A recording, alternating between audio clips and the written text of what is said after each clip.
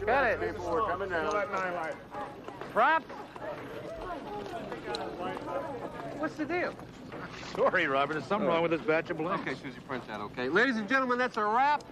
We're going to pick up the coverage from here on Friday night if we can find a blank that works. All right. All right, folks, that's a wrap. Atmosphere, stop by, wardrobe, sign your vouchers. Pick up a call, see from Carol. Thank you. That's a wrap. Kate? Hey, Kate. Front center, your director's here. Speaking of Rick, here's the question that begs to be asked. How did he keep his rug on in those actions? Not here. Not much I can see. Tabloids have shown Back to the hotel about half an hour ago. She wasn't feeling well. She didn't tell me she wasn't feeling well. Since when is telling you everything in her contract? Since when is taking care of her wardrobe in yours? She forgot some stuff. She didn't forget, Eric. She just didn't take it with her to wherever it is she really went. She's at her hotel. Eric, I can still smell the perfume she had on before she left. Now, where is she? You know, Eric, you're going to keep crossing me, and I swear the only careers you'll end up managing will belong to chimpanzees. You understand that? Where is she? I can't wait to see. We're going to have to wait until another time to hear more about She went out to dinner. Thank you very much. I'm sure you do. Archer's. I'm almost out because the commercial is happening and it's goodbye time. We'll see you tomorrow night with some other. Did she go with him? Maybe Rick Ray himself. Who do you think? Kiss somebody with tongues gleaming. And, tomorrow night. Thank you, Donna Scott, for being with us.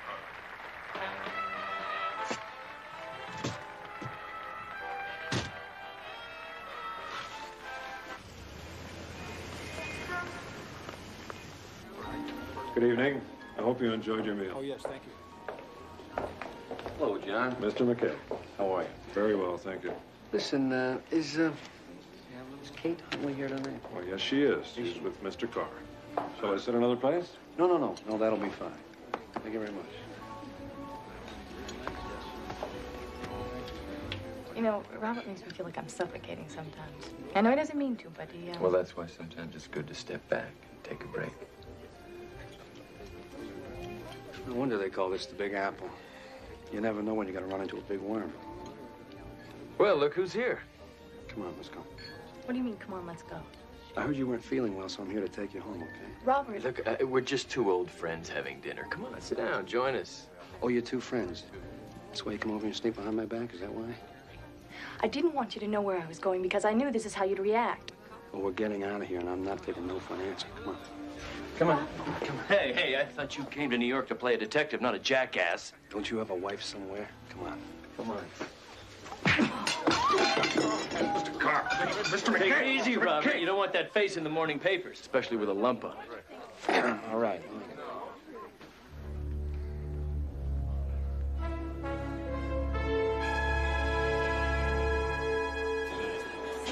I got news for you, lady. I've been along for the ride all day. This is where I get off. Just give me a little more Hey. time. I don't have any. What do we have to do to get quiet around here? I can't even hear myself think.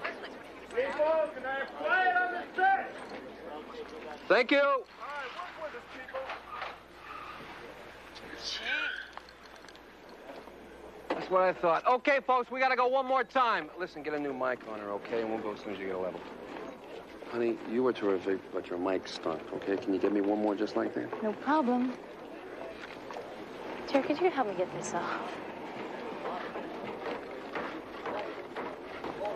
Hey, Bobby. Yeah. I'm going to go again. How about if I cut in even closer this time? Okay, look, Ray, let me get back with you in just a second, okay? Jed, big guy, how you doing? Fine, Robert. How's yourself?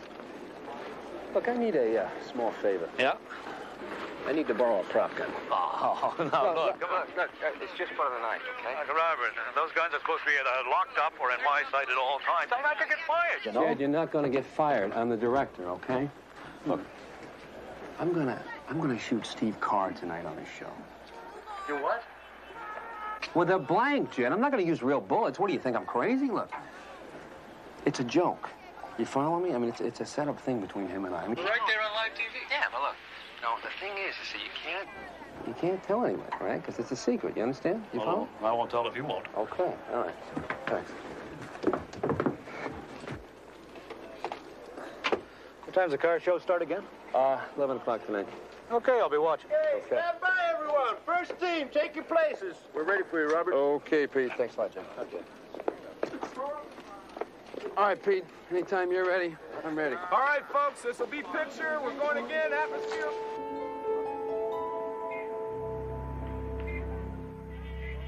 We were so poor, my folks couldn't afford to buy me any shoes. They had to paint my feet black and lace up my toes. Take 2. And 3. My father and mother were so poor, they couldn't afford to have children. So the neighbors had me.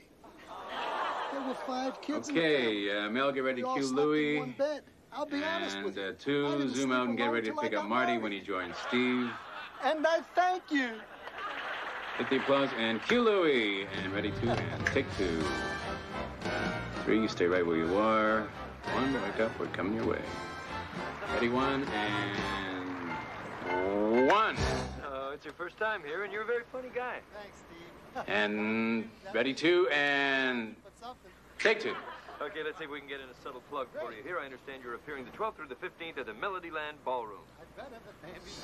Hey, it's Robert McKay. What's going on here? Take 3. Well, I think you made us all a little nervous with that material. The lady in the front row. Stay with him, 3. Full shot 2, and take 2. Well, if it isn't Robert McKay, ladies and gentlemen, crashing yet another party. He shot him! Peter! Tom, what's going on down there? Tom! Come on. Peter! The music! Get to the music! What's going on there? All right. Put up a card. All right. Hit the music and applause. Basic rapping. Go to commercial. Come on! Peter! Move it! We're clear. I don't know.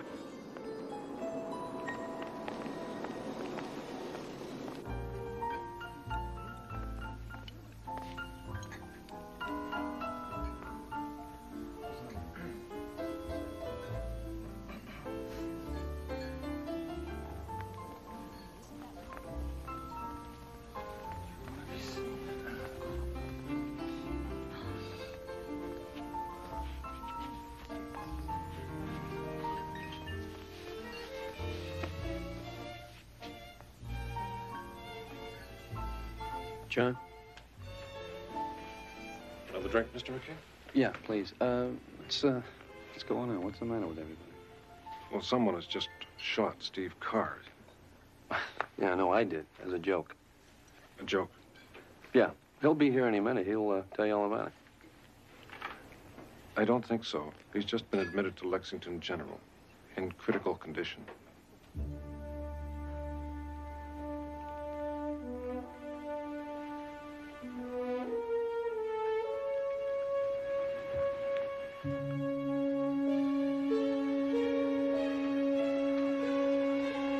Mr. McKay. Not right now. Detective Harris, homicide. There was a trial once when the artist Whistler sued a man for libel about remarks he made concerning the fees Whistler charged for his paintings. Can you tell me, the opposing lawyer asked, how long it took you to complete your painting? Whistler replied, 2 days. And you expect 200 guineas for your 2 days' work? No. I expect it for the knowledge of a lifetime. Which is another way of saying how important our law library is. And if you think I've invited you here tonight to put undue pressure on you for a contribution, you're right.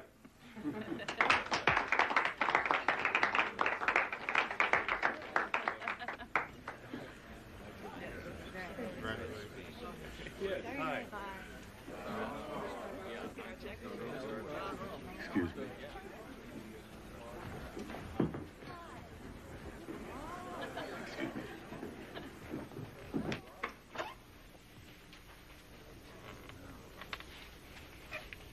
Now, what's a beautiful woman like you doing alone? Just relaxing. How's fundraising going? Fairly well. We're still short of the mark. Thank you.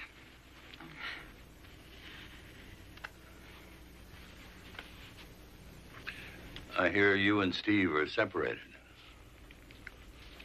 It's been on and off for the last 6 months. Mainly off. How's Sharon?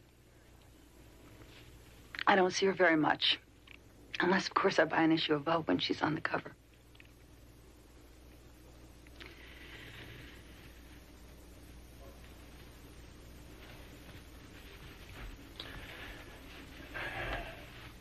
Allison? Are you all right? I keep telling myself that it's over. That I should stop fighting it. That he let me go, so I should just let him go. It's just that I don't sleep very well at night. And sometimes on weekends I drink a little bit too much. I don't have an occupation. And I have a husband that sometimes doesn't call me back. Other than that, I'm fine. Really. I'd like to help. You already have. Come on, let's go back to the party.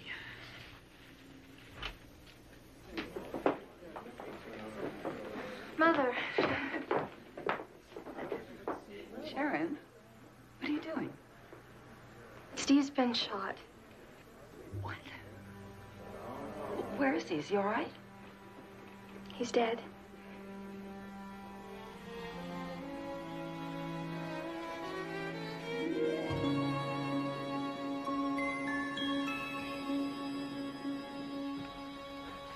Thank you.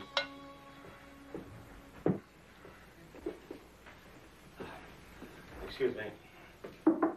Come in. Hello, Perry. Good to see you, Sidney. I ordered some coffee. I could use some. The red eye from L.A. is starting to get to me. When we were in law school, you couldn't afford to go to the movies, much less produce them. Sit down. Thank you. I suppose you've read that Robert McKay was arrested. Yes? He's directing and starring in our picture with a budget of $30 million.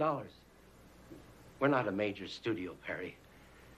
If we shut this down, and we'll have to if we lose McKay, it's a disaster for us. So, you want me to represent him? Immediately. I was on the phone the entire flight out here. The police charged him with murder less than 5 minutes after Carr died. They would have looked like fools if they hadn't. Perry, I've known Bob McKay for years. Steve Carr was his friend. 40 million people watched McKay commit murder. Perry, I know you believe that no matter what the circumstances, a person is entitled to the best possible legal defense. That presents a problem. Allison Carr has been a good friend for more than 20 years. I'm not sure I could represent McKay. Perry, as a personal favor to me, go and talk to McKay. Just talk to him.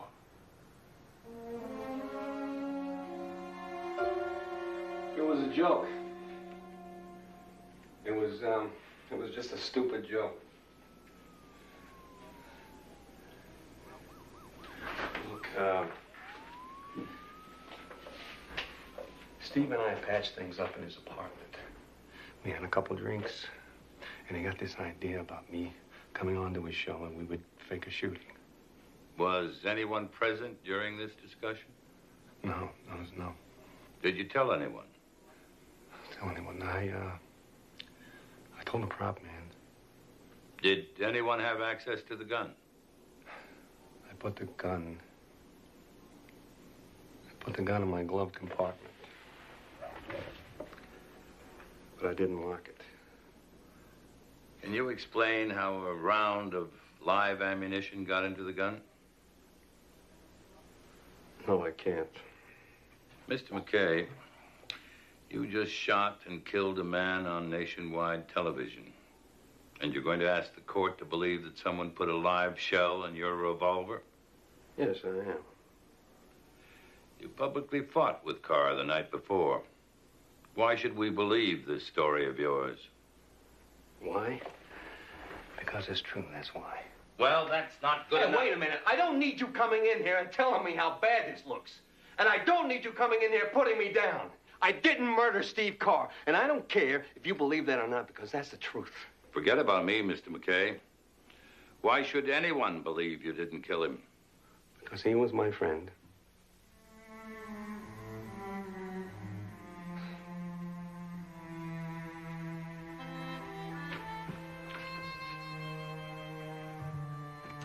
I'll see you at the bail hearing. How could you do this? I think he's innocent. He killed Steve. He pulled the trigger on the gun, but someone else could have put bullets in the gun. I don't believe I'm hearing this. How could you possibly defend that man? I thought you were my friend. Allison, I am your friend. But McKay deserves his day in court. Get out.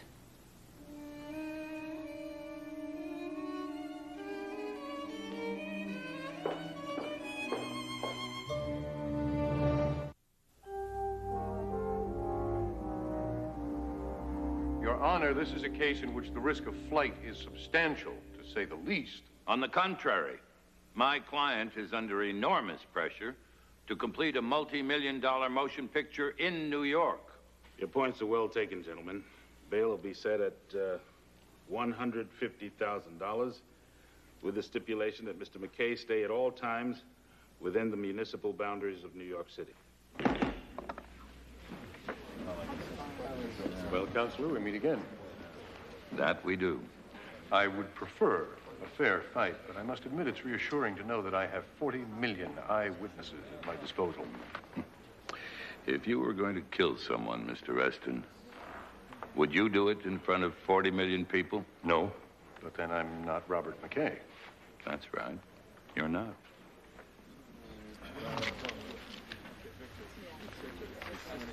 Ray, what are you doing here? I'm just making sure the wheels of justice ain't running you over. Are you okay, Bobby? Well, I'm better than okay. I'm free as far as I know. Excuse me, Mr. Mason. This is my stunt coordinator, Ray Anderson. Ray, this is my attorney, Perry Mason. Hey, Perry. Listen, next time you get an idea for a practical joke, you clear it with me. You got that? Yeah, don't worry about it. Of course, I thought it was going to be pretty funny myself, but... You knew about the joke beforehand? Well, Bobby was wearing a radio mic when he asked Jed to borrow the prop pistol. Could hear him plain as day over by the mixer. Did anyone else overhear this conversation? Oh, Kate was standing right there. If you'll excuse us, sir, Mr. McKay has bail money to arrange. Right. Well, listen, Ray, thanks. Oh, sure. Listen, I'll see you in a sec, good buddy. Okay, thank you. That's good news. I mean, that's great. Now we can prove that shooting Steve was supposed to be a joke, right? A strong case could be made that you wanted to be overheard to set up this murder. Oh.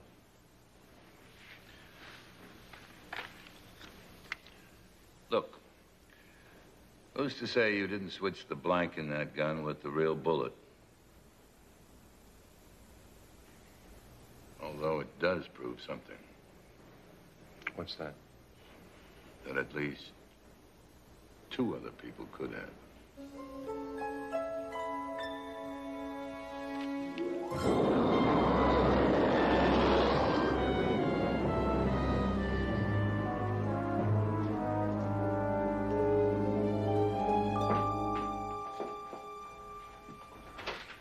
Hello, hello. Hello there. When'd you get in? Last night. Well, I really didn't need anything quite this expensive. Anything with a terrace would do. We're using Perry's suite as our offices. Your room will be ready shortly. Well, I guess we won't be here long. You see an instant replay of the shooting every time you turn on the television set. McKay did pull that trigger, but he thought he was firing a blank. It was a joke for the audience. Some joke. Only someone switched that blank with a real bullet. Do we seriously believe this? We do. Oh. Who else knew about the joke? The prop man who's working on the film Robert's making, Jed Page. and the stunt coordinator, Ray Anderson, and Kate Huntley. They were all on location that day. They all had access to the glove compartment of Robert's car, which is where the gun was stored. Anybody on Steve Carr's side of it know about this joke? I don't know that yet. Even if they did, how would anyone know what kind of bullet to put in that gun? McKay always uses a .357 Magnum in his movies. It's his trademark. I'm afraid Allison is in no mood to be helpful, but I'm going to try to see her again. Paul, I'd like you to check out those people Della just mentioned. Oh, by the way, nice to see you. It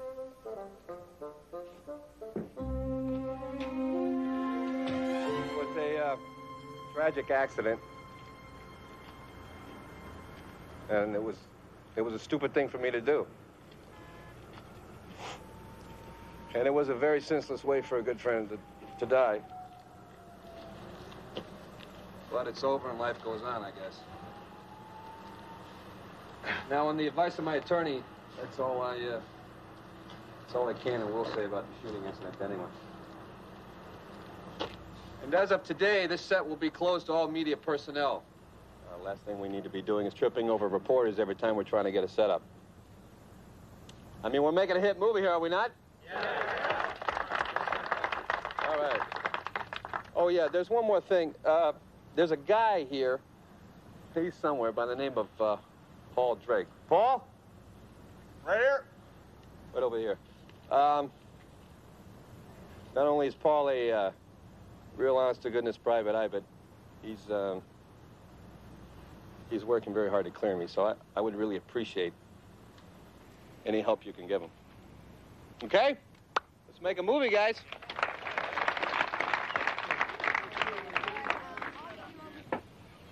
Mr. Page? Yo. Oh, hi. Name's Paul Drake. Yeah. Boy, oh boy, you got everything in here, don't you? Oh, you bet. Let me ask you something. Any ideas as to how a live round got into that gun that McKay used on Steve Carr? It had a blank in when Robert put it in his car. That's all I know. But I'll tell you something else. Robert McKay never would have killed Steve Carr on purpose. Never. Why? Because they were friends? Well, sure. So what you're saying is one of the film crew did it? No, I never said that. Look, this is family. Everybody here loves Robert. None of these people would do anything to hurt him. Problem is, maybe somebody did. Wait a second. Are you saying somebody here did this just to get Robert? What if it wasn't Steve Carr they were out to get? What if it was McKay? It's a thought.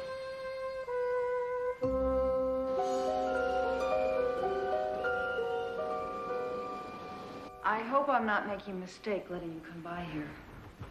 I mean, you can't possibly justify what you're doing. Of course I can. Why are you here? Sharon, I think we should listen to what he has to say. Why? Because I'm convinced McKay is innocent. He's an actor. He's supposed to be convincing. They were friends for 20 years. They fought, but they also played jokes on each other. They were friends, Allison. Now, be honest, both of you. Do you really believe that Robert McKay would want to kill Steve?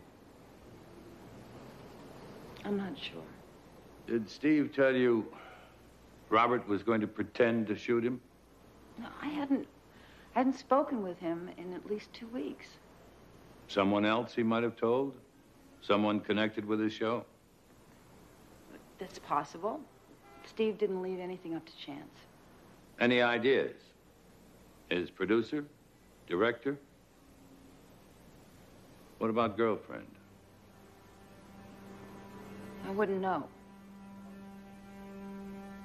Perry, I don't even know why she's talking to you.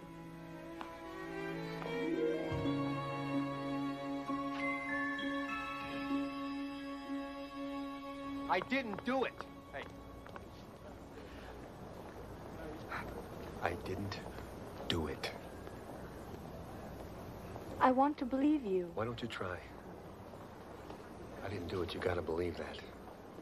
And I love you very, very much.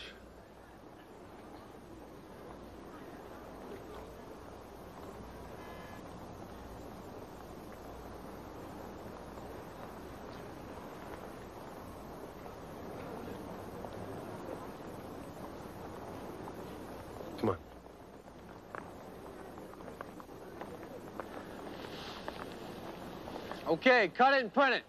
Okay, folks. New setup across the street. Kate, for God's sake, we gotta talk about this. About the picture? What's it to you? Kate's a professional. She's here to do a picture. Is that what you want to talk about? I want to talk about us. You don't mind, do you? Then I'm afraid she'll be in her trailer.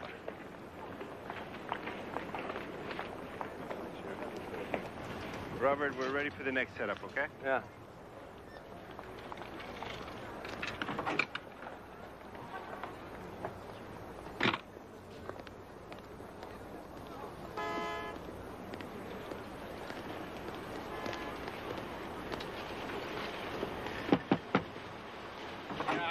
Hi, I'm Paul Drake. I'd like to speak with Kate. She's changing. Well, that's all right. I'll wait. I'm afraid it's going to take her a while. And after that, she's going to study her lines. And after that, she's got to go sailing. And after that, she's going to have lunch, and after that, she has to study more lines, etc. Just, what can I do for you? I understand she overheard Robert telling the prop man what he was going to do to Steve Carr. So? Did she happen to tell anyone? Just me. No one else. How can you be certain of that? It's my job. Tell Miss Huntley I'll be back. You know, I'm afraid it's going to be a waste of your time. Carl was putting the moves on Kate, so McKay blew him away. It's that simple. I wish it were. What I want you to think, I want you to make a note of the end. See, we just finished. I want to stand and walk as long as I can.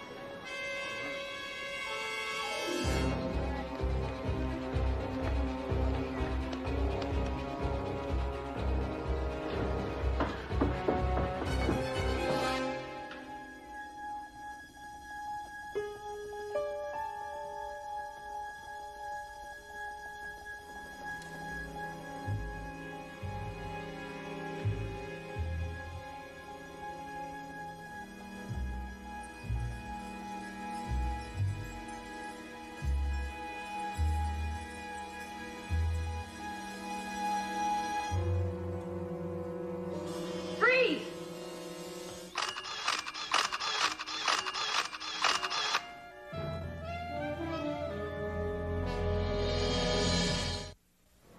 What, did you think I was some kind of urban gorilla? I didn't know what you were. Thank you. A detective is supposed to know these things, isn't he? How do you know I'm a detective? Just part of my job. I'm a reporter.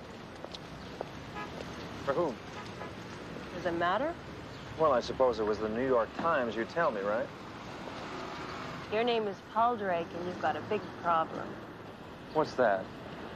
40 zillion people watched Robert McKay pull the trigger, and you have to help Perry Mason defend him. Michelle Benty, how do you do? You still didn't tell me who you worked for. I don't see why that is so important. Why is it such a secret? It's not. I work for the, National Informer.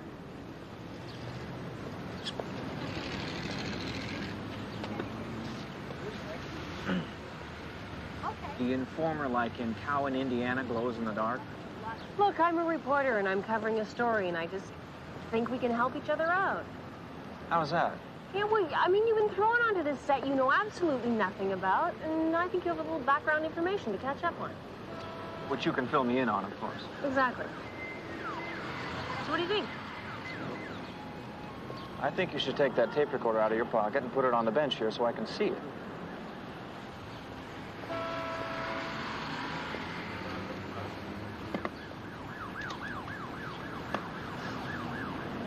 My problem is I'm locked off that set. I need a set of eyes and ears. Which is where I come in. That's right. Why should I do that? Paul, I have dirt on everyone on that set. I know why Eric Brenner hates Robert McKay. I know why Ray Anderson pretends to be his friend. I have an obligation to my client. Just trying to make your job a little easier. All right. Something comes of the information you give me, and you'll be the first to know. That's it? That's it?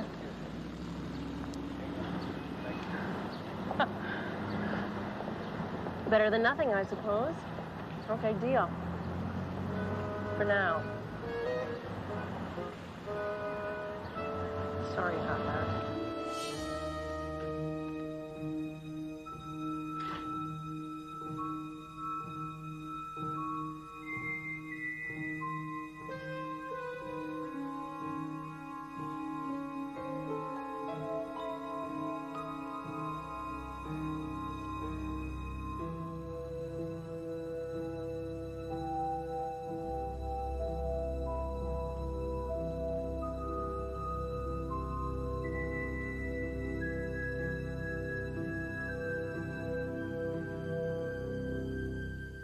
The stage is closed. I'm going to have to ask you to leave. I'm here concerning the death of Steve Carr. Who are you? Face to face, I'd be glad to tell you.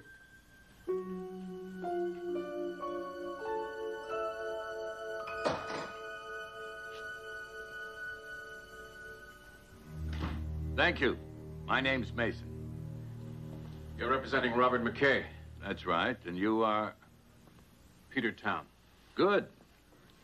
I understand you directed the Steve Carr show. I used to.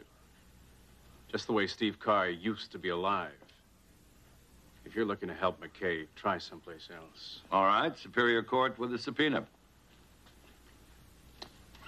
Why don't you do that?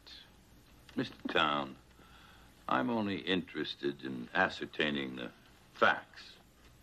Even Allison Carr cooperated. I'll bet she did. Steve's dead. Now Allison and that daughter of hers can get what they've been after all along. His money. Did Steve tell you that? Many times. And now I've told you, so your day shouldn't be a total loss. It seldom is.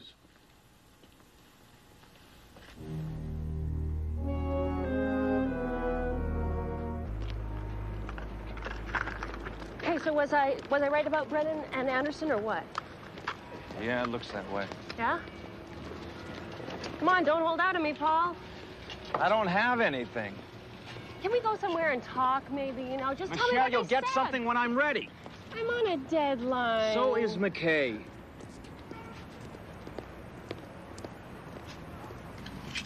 Okay. Hey, Tommy, go on the other side of her, would you?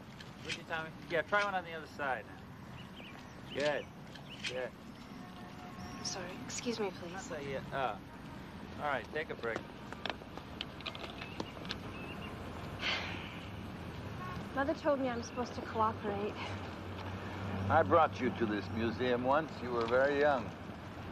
I remember. You've always been a very good friend. My representing McKay doesn't change that. I love my mother, Perry. I don't care what she says, you're hurting her. And believe me, she's been through quite enough. Were you close to Steve Carr? No? Did you like him? No, not particularly. Why not? Because of the way he treated my mother. Does this really matter? It might. Did you talk to Carr the day he was murdered? No. Look.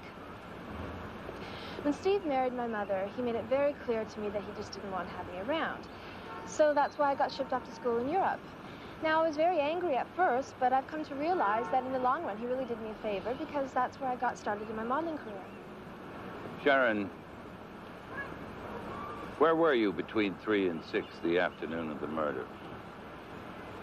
Why? That's when the gun that killed Steve was left unattended in McKay's car? I was with my mother. I'm sorry I had to ask. Yeah, you should be sorry. And I learned that Ray Anderson has broken a few bones in the years he and McKay have worked together. And McKay has broken more than a few promises to him. So you think Anderson might have put the bullets in that gun in order to frame McKay? Or Kate Huntley's manager, Eric Brenner. He's not all that fond of McKay himself. I haven't been able to speak with Kate yet. Kate? So, Perry, where do we stand on Allison Carr? She didn't know McKay and her husband had planned the fake shooting. At least that's what she said. So we don't rule her out? No, we can't rule out anyone who might have known about that shooting. Even her daughter? Even her daughter. McKay said his car was parked on the same street on which they're filming.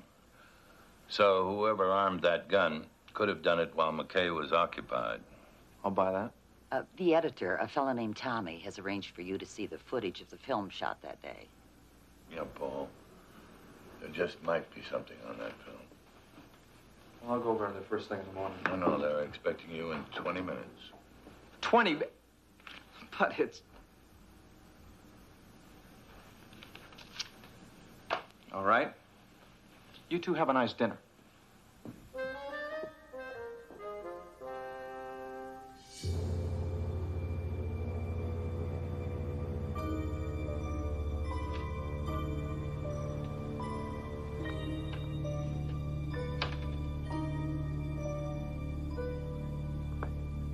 Tommy?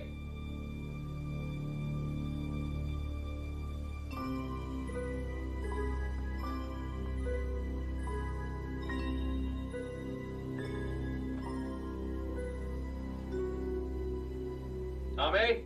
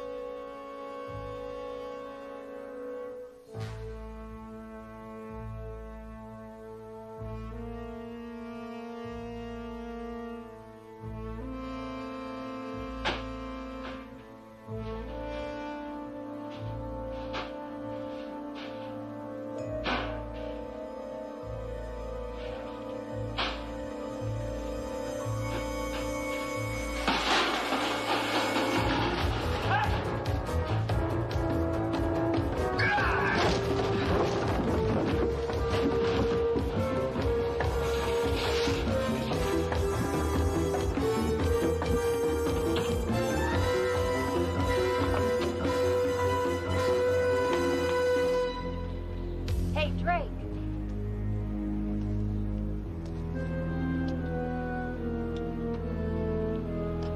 Got away. Not entirely.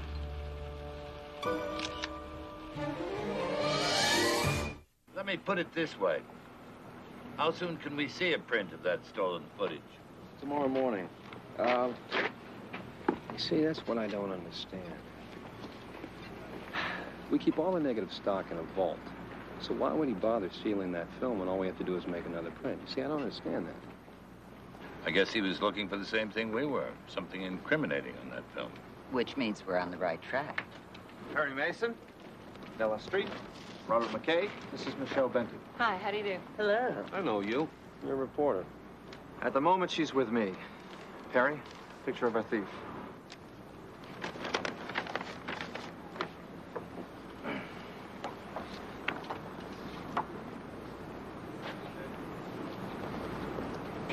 Damn. Recognize him? Too bad. He's our man.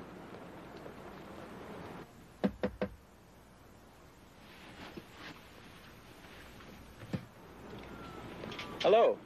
Well, the honest-to-goodness PI. Mind if I ask you a few questions? You can ask me a lot of questions.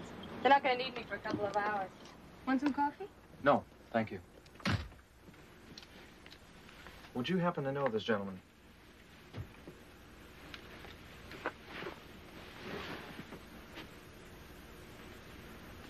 Never seen him before. And I'm good at recognizing faces. So much for that idea. Tell me something. Do you think Robert did it or not? What? Kill Steve Carr on purpose? I don't think so. Perry Mason doesn't think so. Why? You think so? I don't know. The last time I saw those two together, they were at each other's throats. Robert thought there was something going on between Steve and me. He's the possessive type, huh? He can be a real jerk. But he can also be wonderful. I always swore I would never, ever fall in love with an actor. I guess that pretty much makes me the jerk, doesn't it?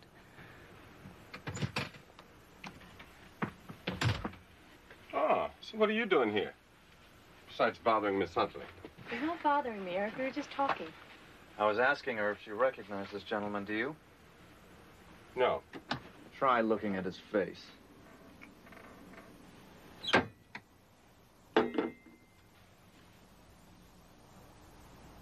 So I looked.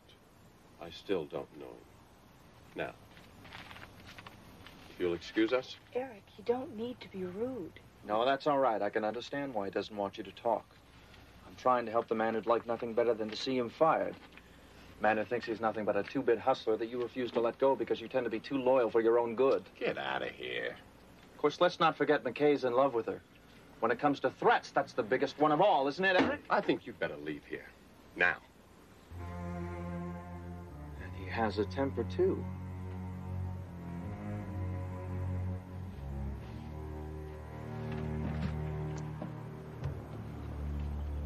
Maybe even bad enough to put a bullet in a gun.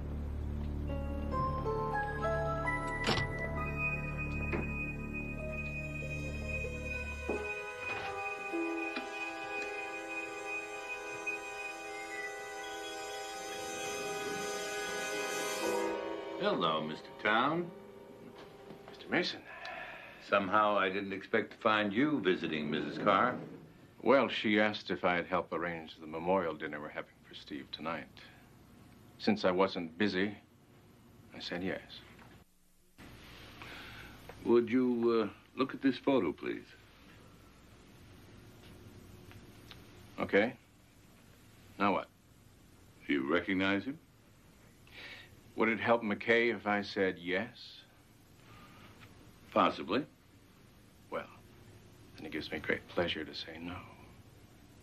I'm well aware that Peter Town doesn't much care for me. Then again, I don't think he much cares for anyone.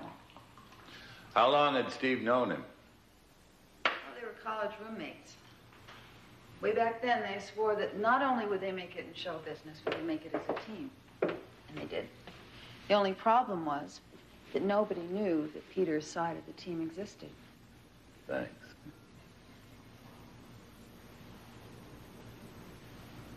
He was Steve's director, but not his partner or his friend.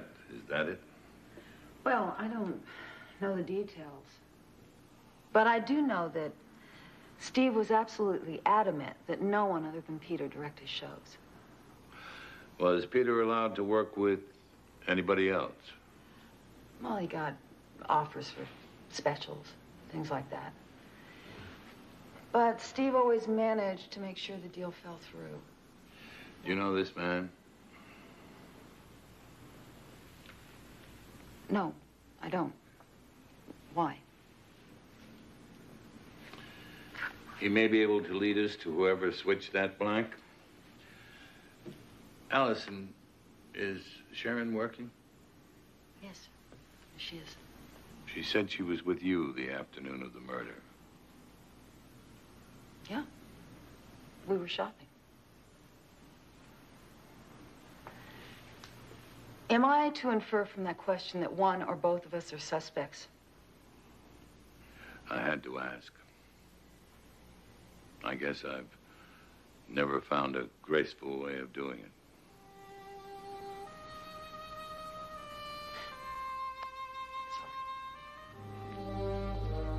So am I. Okay, Bob. Okay, you got it. Bobby, the cameras are ready. We gotta go now. Okay, all right, Pete. Yes, Gene. Hang on a minute. We got the talkie in there? Yeah, there's dirt on it. We're coming. We're coming. All right, let's get out of here, guys. Come on.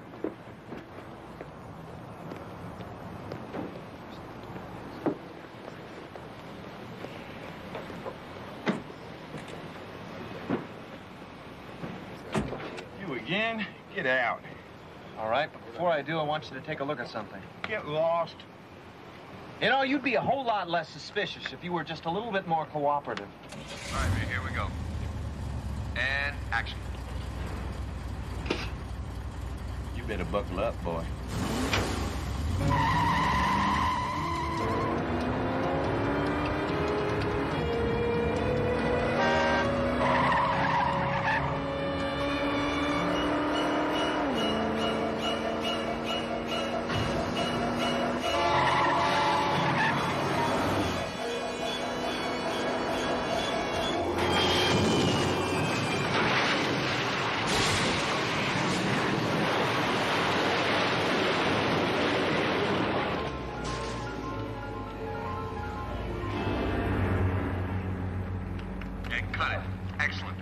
passenger was a great touch. I love it.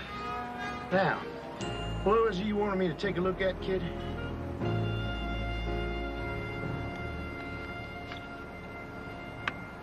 You ever seen this guy? Nope. Figures.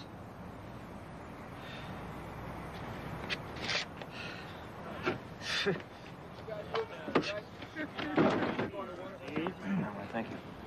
You look terrible. Oh, thank you. So did he recognize the photograph? Michelle, how would you feel if you'd come inches from a cardiac arrest? Your life passes before you in the blink of an eye, and somebody runs up and asks for a story. I'd say that they were, you know, totally insensitive. You would? Yeah, and I'd offer to take him somewhere and buy him a drink. Really? Yeah. Totally off the record. All right. You're buying. Yep. Off the record. Steve Carr was a man like any other man, only richer. He loved life, and now that he's gone, we're all a little bit poorer. In fact, some of us are going to be a lot poorer. But on a more serious note, most of you know that Steve and I went to college together. We had big dreams, most of which came true. Steve lived life fast and hard, and if it was short, it sure was fun. I miss you, Steve. We all do.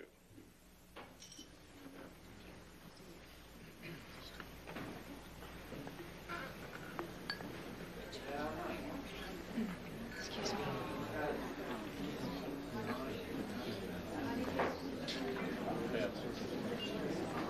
Hello, Sharon. Your mother's arranged a very nice tribute. Well, the guest list needs a bit of work, but on the whole, it's certainly more than he deserved. You know this man? No, I don't. And regardless of my feelings toward my stepfather, I really think it's a bit tacky of you to be on the job at a moment like this. They really have to excuse me.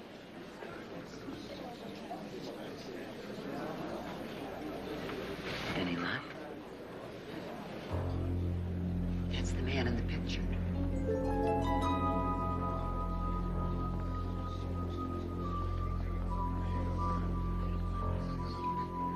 Excuse me.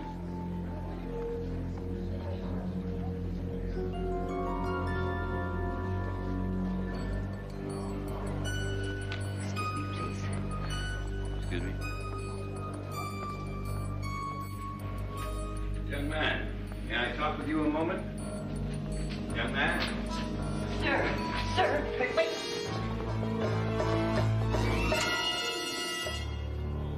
You all right? Of course I'm all right. I just wish I could have gotten a better hold on him. What's wrong with your hand? Nothing. When I grabbed him, something came off on my hand. Makeup. Green makeup. Green makeup.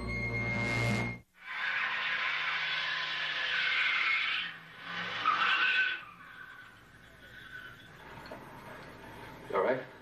I told you we were going to get along. You mean we? You're the only one. All right. Let's go again.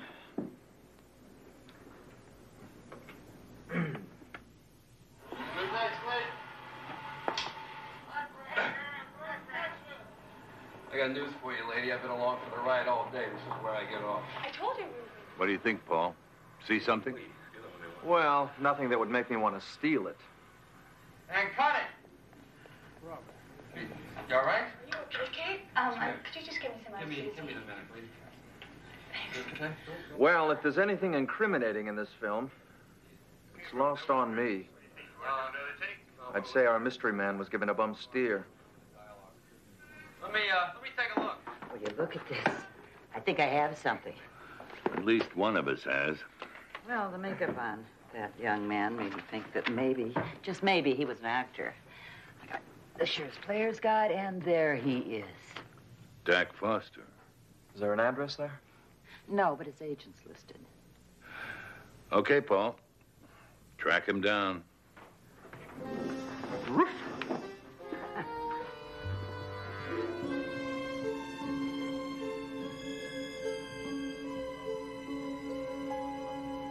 I'd better. They're paying me big money. Good, that'll make up for what you don't get here. Were you a little nervous tonight? A little tense. You know, first time. Well, if it isn't Robert McKay, ladies and gentlemen, crashing yet another party.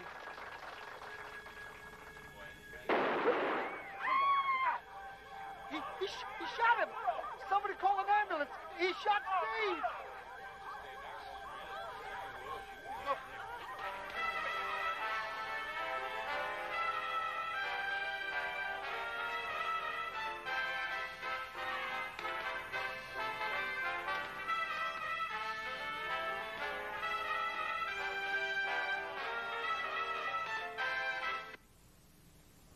That was an excerpt of the Steve Carr show that was broadcast the night of the murder. Is that correct? That is correct. We collected it as evidence that same night. I show People's Exhibit A, which has been confirmed by ballistics tests to be the murder weapon. Do you recognize that? Yes, it has my marks on it. Where did you find this weapon? Mr. McKay's car. After you found it, did you examine it? Yes. Did you find any blanks in this gun? No. 5 live rounds and 1 expended one. Thank you. No further questions? Your witness? No questions. Miss, step down. I don't get it. Why did he bring all that up? Because he knew I would. He must intend to discredit your story before I get the chance to present it. I called John P. Howell to the stand. Mr. Howell, you are the maitre d' at Archer's Restaurant, is that correct? Yes, sir, that's correct. Did you see Mr. McKay and Mr. Carr at the restaurant the night before the murder? Yes, sir. Did anything happen between them? Well, they got into a fight. Fight? You mean they were arguing? No. Mr. Carr hit Mr. McKay. So you would say they appeared to be angry? Oh, yes. Mr. Carr hit Mr. McKay and knocked him down. Can you be sure they were angry? Perhaps they were just joking. Objection. Calls for speculation. Improper opinion. Sustained. No further questions. Your witness? Mr. Howell, your clarity in recalling certain events the night before Mr. Carr's death is remarkable. Now, what about the night of his death? Did you see Mr. McKay that night? Oh, yes. I showed him to a table. About what time was that? It was around 11:45.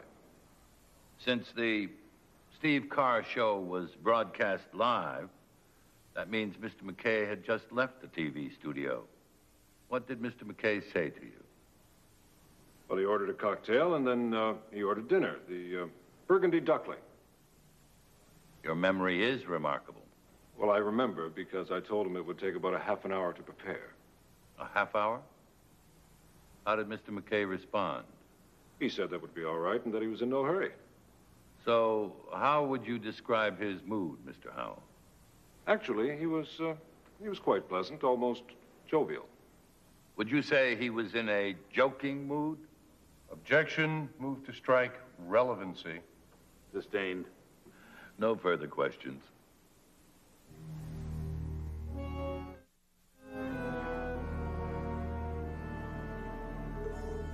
You want me to give somebody else first crack at this kid? Fine. He's just going to be the next Tom Cruise.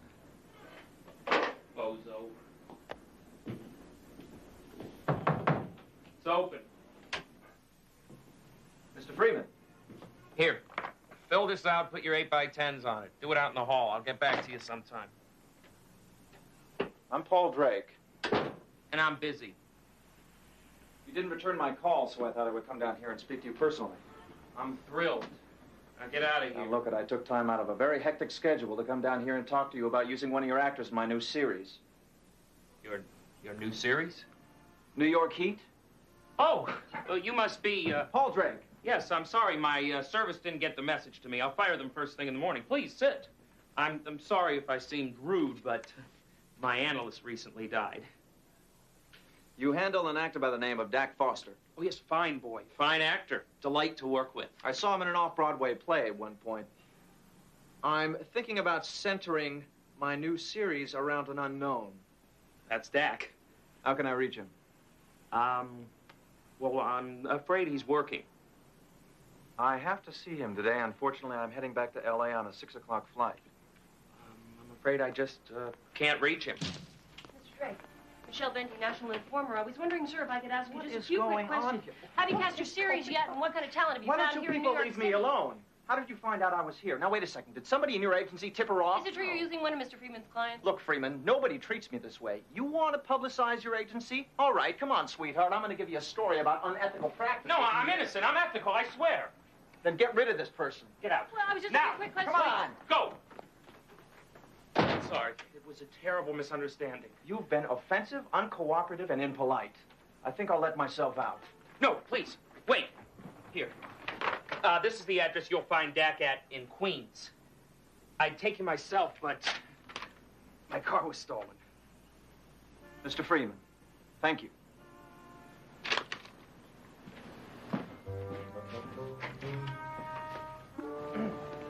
Got it? Great, let's go. Michelle, I can't take you with me. Taxi! What do you mean? Just what I said. I can't take you with me. Paul, I'm having a little bit of trouble understanding this deal we have here. It seems to me just a bit one-sided. I mean, I get you a picture of Dak. You use it to track down his agent. I help you with him. So what do I get? Michelle, I'm investigating a murder. I'm not covering a kidnapping by aliens in a UFO. You and I had a deal. And don't be so damn condescending. I'm sorry. I didn't mean that. Taxi! I can't take any more of this. Michelle, this is just a story for you, is it not? Is that what you think? Paul, my editor is very hot for this story. I deliver, and I get a big, fat bonus, and maybe, finally, I'm able to leave that rag. What, do you think I like working for the Informer? This story is my chance to look for something better. Michelle, I like you, and I would like to be able to help you. So come on, let's go. Get in. Probably regret this. All right, Mr. Reston. What is all this about a surprise witness? Your Honor, I have requested this recess to ask for your and Mr. Mason's indulgence because I wish to call an additional witness to the stand. This morning, I was under the impression Mr. Reston had called his last witness. So was I. And I hate surprises, Mr. Reston. Your Honor, this witness brought himself to the attention of my office less than an hour ago. And believe me, I was as surprised to hear that he wishes to testify as you are. Just who is this witness? Eric Brenner. He was on location with the film crew the afternoon before the murder. Should I wonder what further surprises you have in store for us, Mr. Reston? Mr. Mason is entitled to be advised of all prosecution witnesses prior to trial, Mr. Reston. I would have expected you to be above such behavior. Your Honor, I am very sorry, and I'm well aware of how this must look. But I'm also convinced that this witness's testimony is very important to the people's case. Mr. Mason, you have every right to a continuance, and I have every intention of granting you one. Is that how you wish to proceed? Your Honor, if Mr. Reston has a great need and wishes to put Mr. Eric Brenner on the stand, defense has no objection. And what did Mr. McKay do with the weapon after the prop man, Mr. Page, loaded it and gave it to him? He put it in his car, in the glove compartment, and then he went back to reshooting the scene. And did anyone go near the car after that? No, not a soul the whole rest of the afternoon. Why are you so sure? Because we spent the next 3.5 hours on the same shot. I spent the whole time right across the street from McKay's car. So, it was never out of your sight? No, sir. And no one went near it, let alone reach into the glove compartment to, say, exchange the alleged blank for a real bullet? No, sir.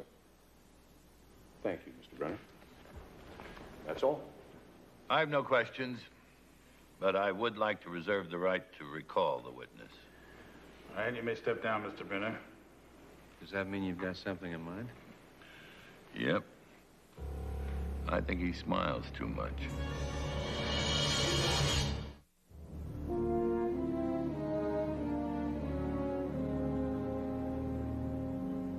So, because Mr. McKay was wearing a radio mic, you could hear everything that he and the prop man, Mr. Page, were saying. Every word. And what were they saying, Miss Huntley? Well, basically, Robert was saying he needed to borrow a prop gun. And Jed was saying no, he wasn't going to let him. But Mr. Page changed his mind. Once he found out why Robert wanted it, Why did he want it? so he could pretend to shoot Steve Carr on the show that evening. As a joke. A joke? Robert was actually going to fire a blank. He said he and Steve had it all planned. Objection. Move to strike. Hearsay. Sustained. Testimony is stricken. Mr. McKay was well known for his habit of playing practical jokes, was he not? There's nothing Robert and Steve love better than a good practical joke. That's all, Miss Huntley. Thank you very much. Your witness, Mr. Reston.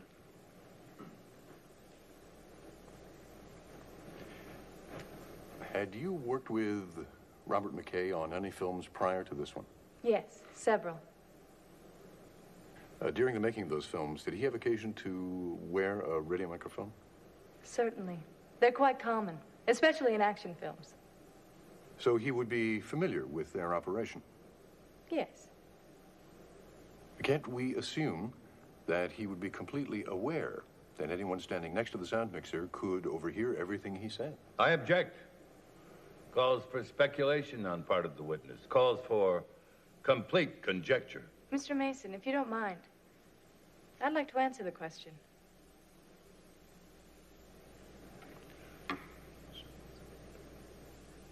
Your Honor, I withdraw my objection.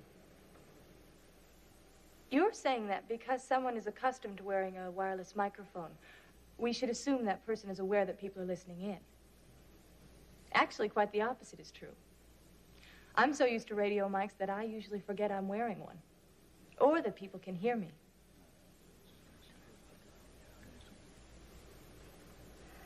Your Honor, I move to strike the witness's answer as non-responsive. I withdraw the question. Motion granted. Ms. Huntley, how far away were you standing from Robert McKay when you overheard him talking about this joke? I was across the street. So you could see him? Yes.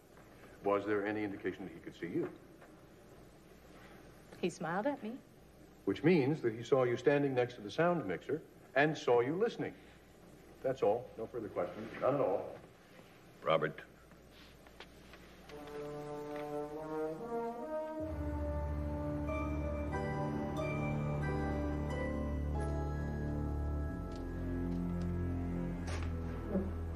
Let's be quiet. He might be shooting.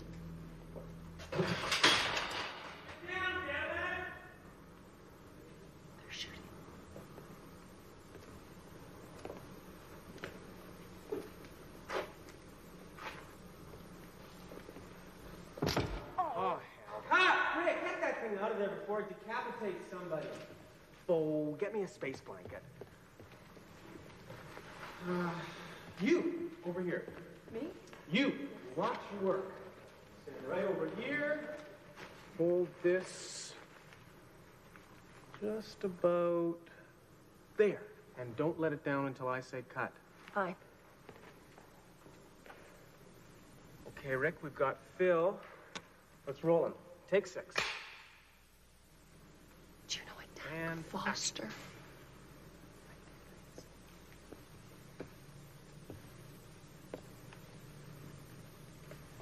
Welcome to the wonderful world of low-budget filmmaking.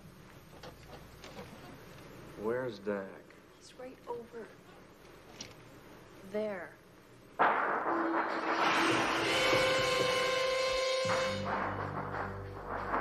You directed the Steve Carr show, did you not, Mr. Town? Yes. Every night for 11 years. So you were directing the show the night he was shot? That's right. Mr. Town, did you know Robert McKay was going to make an appearance on the show that night? No, I did not. Your Honor, I have a number of important questions to ask of this witness. But first, I'd like to set up a demonstration recreating the events of the murder right here in the courtroom. Wait a minute, Mason. Exactly what kind of a three-ring circus are you proposing we run here? What do you mean by we? So far, we've been subjected to your low, juggling carnival approach. Order! Now, we want to continue What on exactly with do you mean by we? Just 1 minute, both of you. Step up here.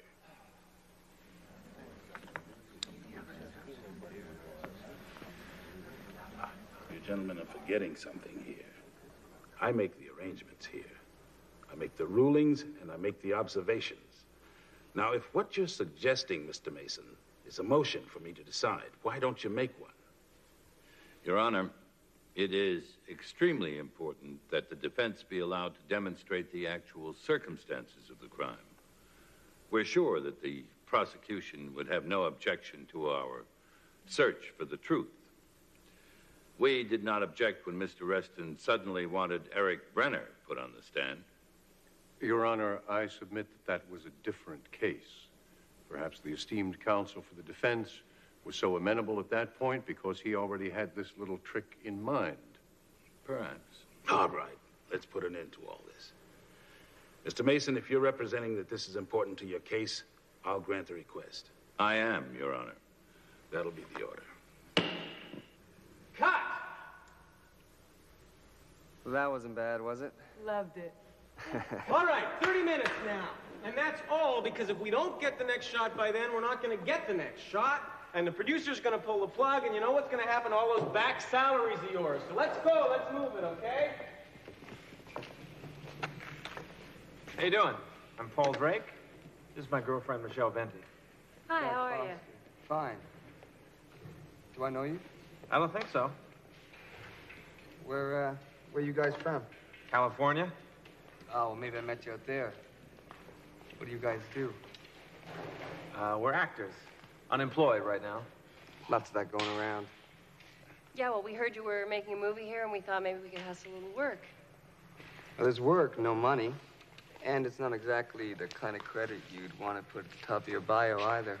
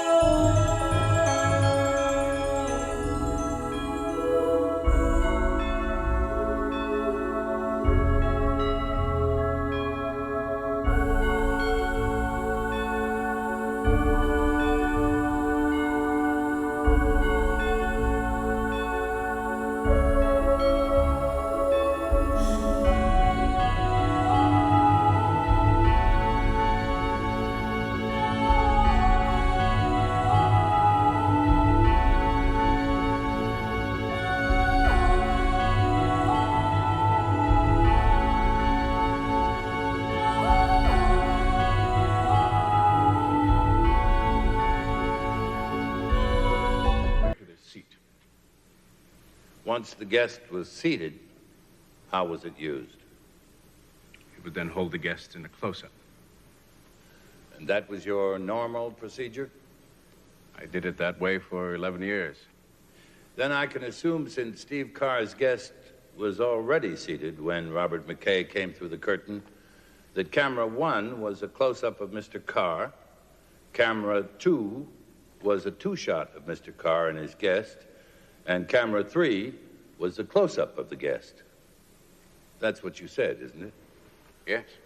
Good. Now, let's look at the tape. Bailiff?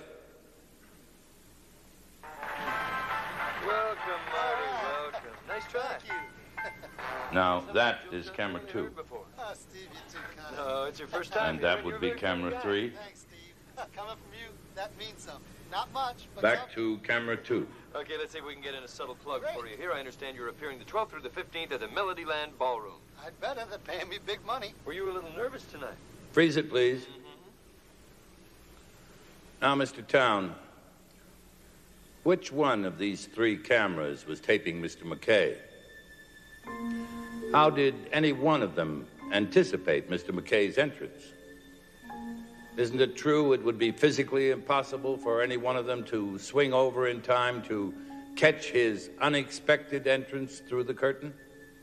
You see,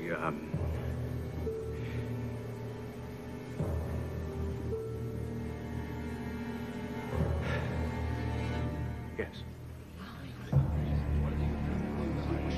Order. Order. Isn't it true you would have to have had camera 3 in position to get that shot? Yes. Isn't it true you knew Robert McKay was going to make an appearance on the show that night?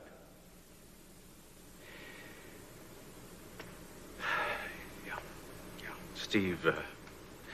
Steve told me that Robert McKay would be on the show. He told me about the gun, the joke, everything. You may return to the stand, Mr. Town.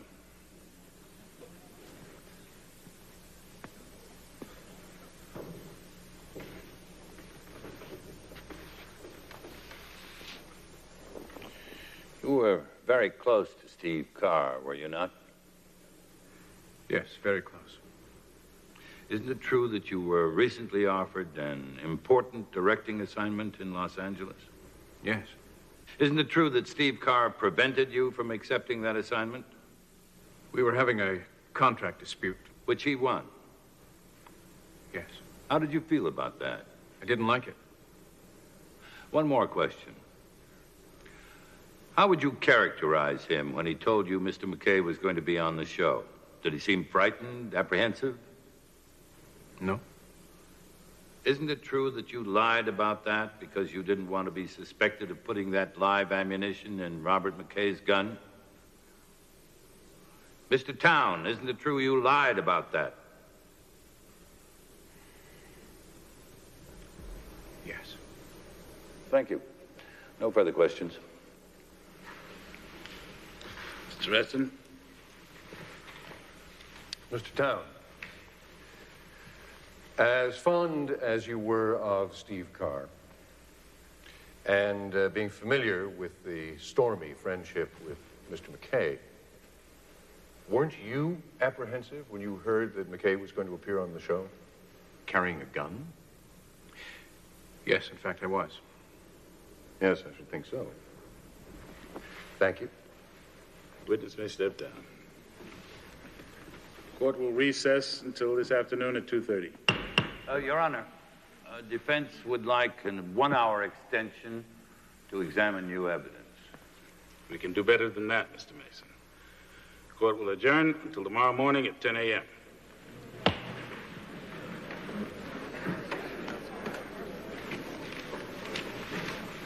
What new evidence? Robert, how many cameras are used when you're shooting a scene? Well, we use 1, 2, sometimes more if we're shooting a stunt. A stunt? Uh-huh. That's what you were doing all the while that gun was in your car. Shooting a stunt. Yes, I have it, thank you. This isn't the same film we saw before. Well, it's the same scene shot by a second camera in slow motion. Is it the film that was stolen? It would have been if Dak Foster had known there was a second camera. Well, I don't see anything incriminating in this one either.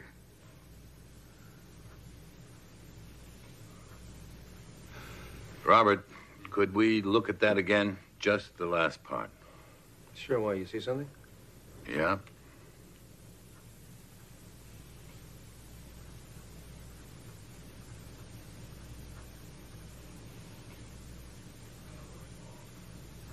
Della, where's Paul?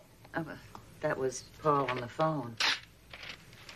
Okay, Paul, you ready for a take? Stand by, please. All right, this is it. MOS, let's roll them. And action! See if you can catch me now.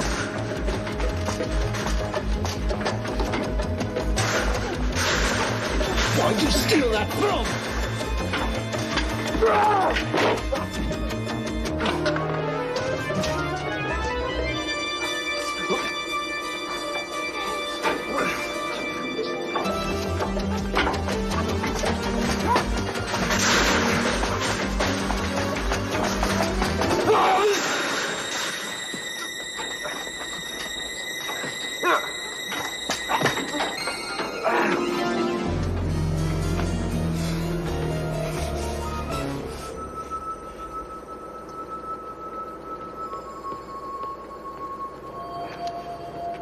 That him, Paul? Oh, yes. I know you stole that film out of Robert McKay's editing room. I just want to know who sent you.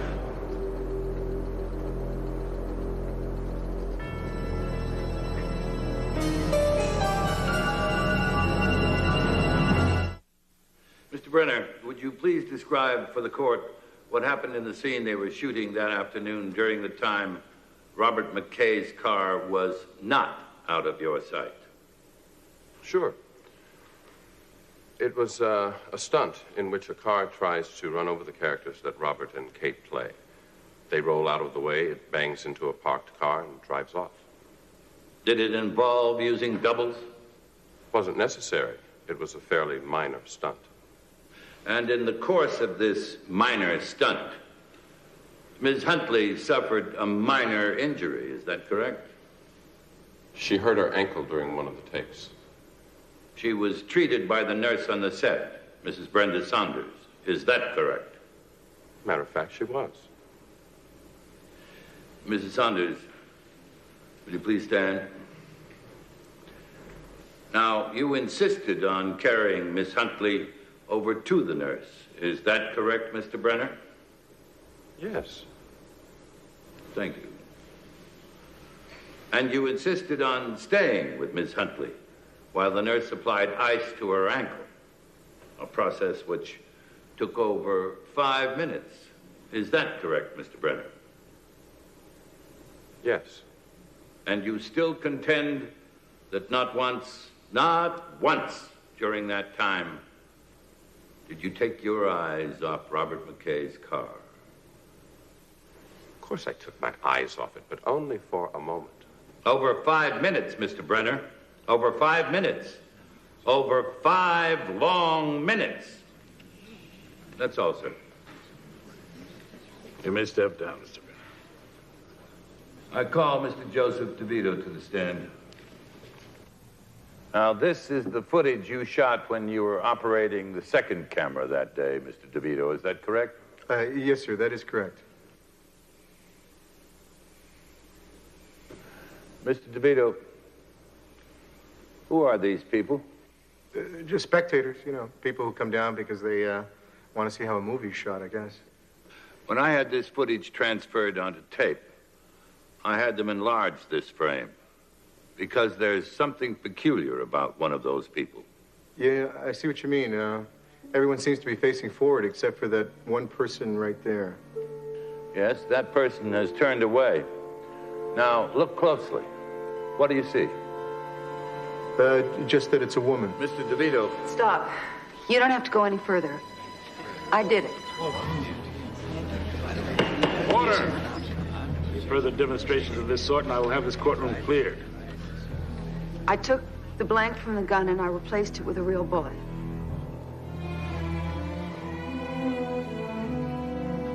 Your Honor. Your Honor. I call Allison Carr to the stand. Mrs. Carr, did you kill your husband? Yes, I did. You went to the movie set where Robert McKay was filming and put a live round of ammunition in his revolver. Yes, I did. Why did you kill your husband? Because I hated him. Why did you hate him? Do you want us to believe it was because you wanted a divorce and he was unwilling to give you a satisfactory financial settlement? Yes. Do you want us to believe it was because he was worth more to you dead than alive? Yes. And then you'd inherit all his money? Yes. Is that the real motive for this murder?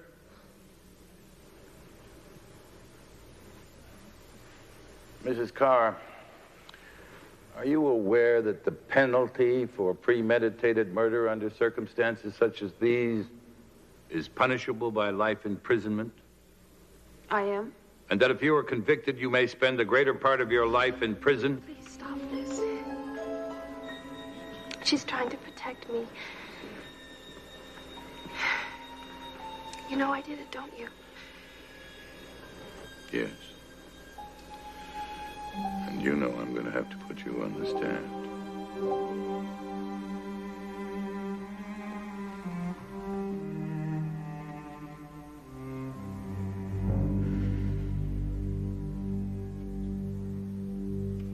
Your Honor, at this time I call Sharon Loring. I first met Steve Carr when I was 17, when he married my mother. On the day of the wedding, he tried to seduce me. He tried several times after that, which is why I decided to go to school in Europe, to get away. Did you tell your mother? No, I never told her. I didn't want to hurt her. When was the last time you saw Steve Carr? On the day that he was murdered, he called and he asked me to lunch. I didn't want to go, but he said that he wanted to make up for the past, that he wanted to help me with my career. So when I got to his apartment, he was laughing about the stunt that he was going to pull on the show. And that's when he told me about Robert McKay. Then what happened? He tried to seduce me again. Except this time he wasn't going to take no for an answer. He hit me and he tore up my clothes. And I fought back. But then he said that if I didn't come across, that he would tell my mother that we'd done it anyway and that she'd think I was a tramp. So I ran away.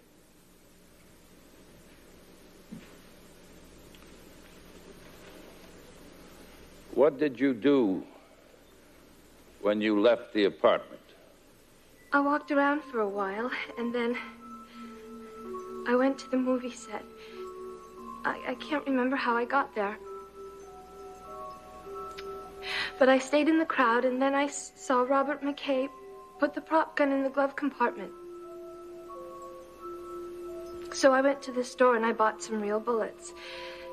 And then when everybody was taking care of Kate Huntley, I exchanged the blanks for real bullets. Miss Loring, why are you stepping forward at this time?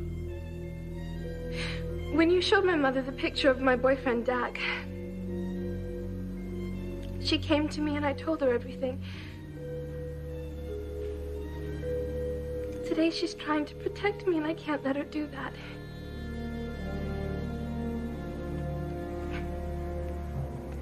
Steve Carr ruined my mother's life.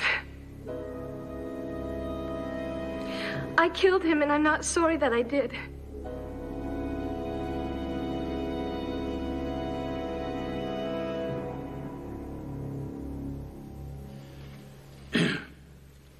Well, this has been a most involved matter, but the truth seems to have become self-evident.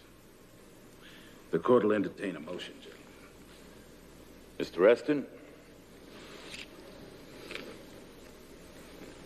Your Honor, the people move for a dismissal. Case dismissed.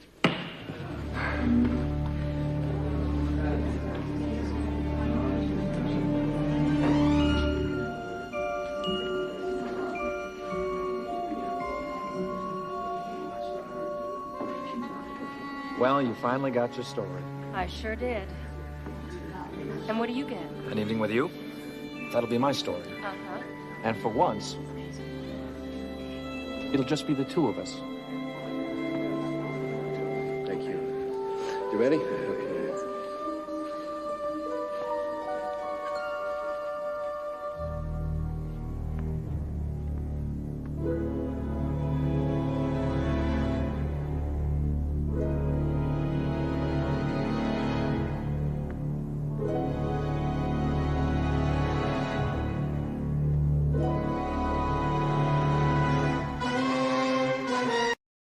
Quay trở lại kênh Tô Trang của mình. Hôm nay mình sẽ tô một sạp mọi người cùng theo dõi quá trình mình tô máu.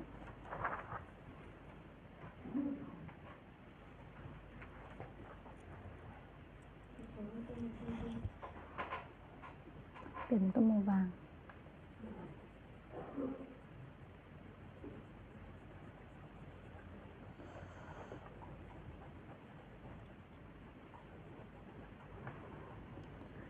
Lá mình tô màu xanh.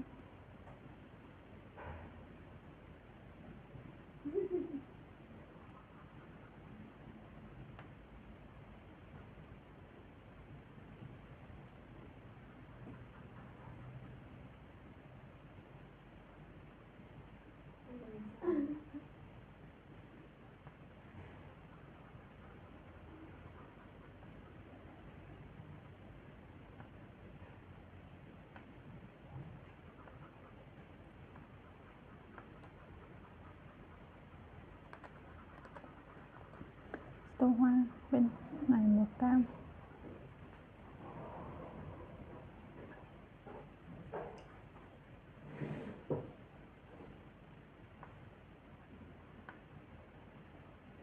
Hoa ở giữa mình sẽ tô màu đỏ. Xin chào tất cả mọi kênh tiêu kênh của mình. Hôm nay cùng mình tiêu kênh là trên cá thì xem hậu quả của mình sẽ tới sang này như thế nào.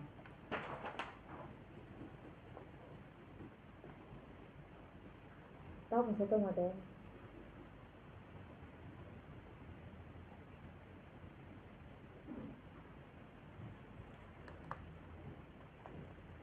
Hoa bên này mình sẽ tô màu tím.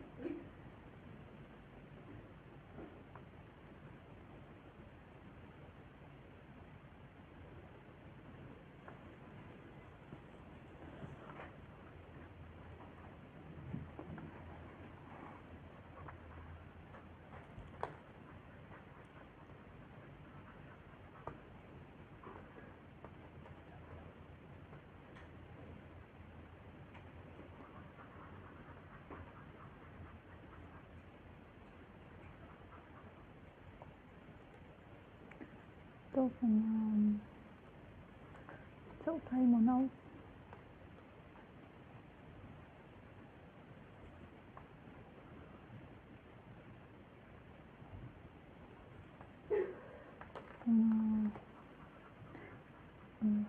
Dạ.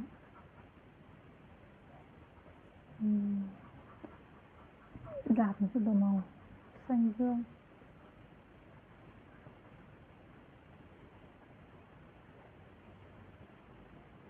Hoa văn ở đuôi mình sẽ tô màu xanh.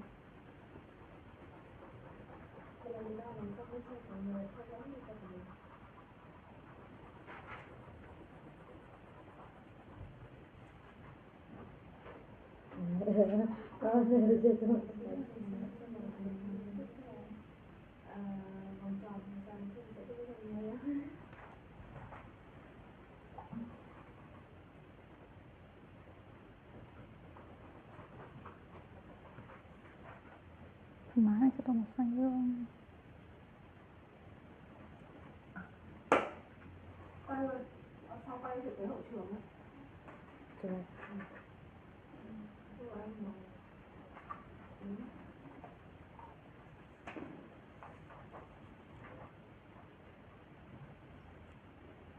Thì phần nó quay trở lại cái cây của nó sẽ tô một con tô thành một con tô thành như này.